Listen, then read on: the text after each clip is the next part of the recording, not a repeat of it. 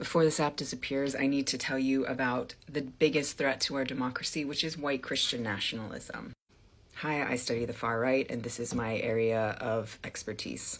The first thing you need to understand is that Christian nationalism is not a religion. It is a ethno-religious nationalism, but without theology. So it's a cultural framework for understanding who deserves power in America and who is a true American. The next thing you need to understand is that you do not have to be white to be a Christian nationalist, and you do not have to be a Christian to be a Christian nationalist. Survey results show us that even people who do not identify as Christians identify with the main tenets of Christian nationalism that we use to survey people to determine support for those. These are things like, do you support prayer in schools? Is America a Christian nation? Do you think that Christian values should be the center and the foundation for our laws? Christian nationalism is measured on a scale. So on the far left, we have people who completely reject it, and those are called rejectors. In the middle, we have resistors, people who are kind of not okay with it, but aren't as rejecting as the far end. We have accommodators, people who sort of support it in some ways, but not in all. And then on the far end, we have the ambassadors who are extremely pro, extremely in favor of Christian nationalism on every tenet. Christian nationalism began to become a powerhouse in politics when the new right and the religious right in the 1980s fused behind Reagan to really take over the GOP.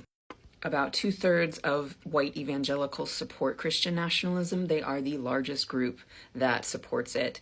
Black Protestants are actually very pro-Christian nationalism as well, but Whitehead and Perry distinguish between these two because when Black Protestants are very supportive of Christian nationalism, it leads them to be progressive in politics and to support measures that address societal problems, whereas when white evangelicals support Christian nationalism, it leads them to be very regressive and reactionary and exclusionary towards other groups in society.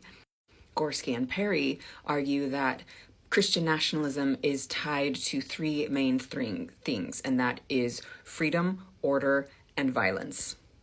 Freedom is not the liberty for all in the Declaration. Freedom for them is the freedom to discriminate against other groups. So when you hear people hiding behind religious freedom to not give contraceptives through healthcare or discriminate against LGBT people in their business, that's the religious freedom that they're talking about. It also played out with COVID-19, right? The freedom to gather and become super spreader events.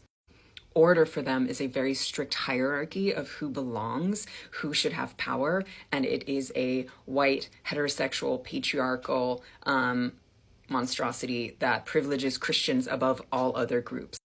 People were very confused by how strongly evangelicals threw their vote behind Donald Trump because he is so the opposite of family values and what they say that they believe about, he's been divorced 3 times. He's got all these hush payments to SEX workers, right?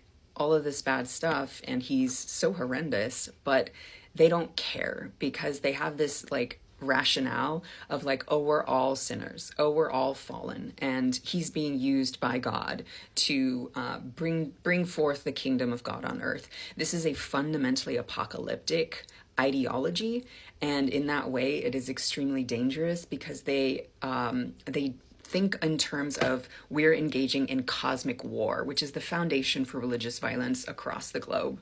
And it's fundamentally anti-democratic because they are not tied to one person, one vote. They believe that they should be privileged above, which is why they're so supportive of undermining our democracy. If you have questions, leave them in the comments. And yeah, look out for Christian nationalism. They're very, very bad.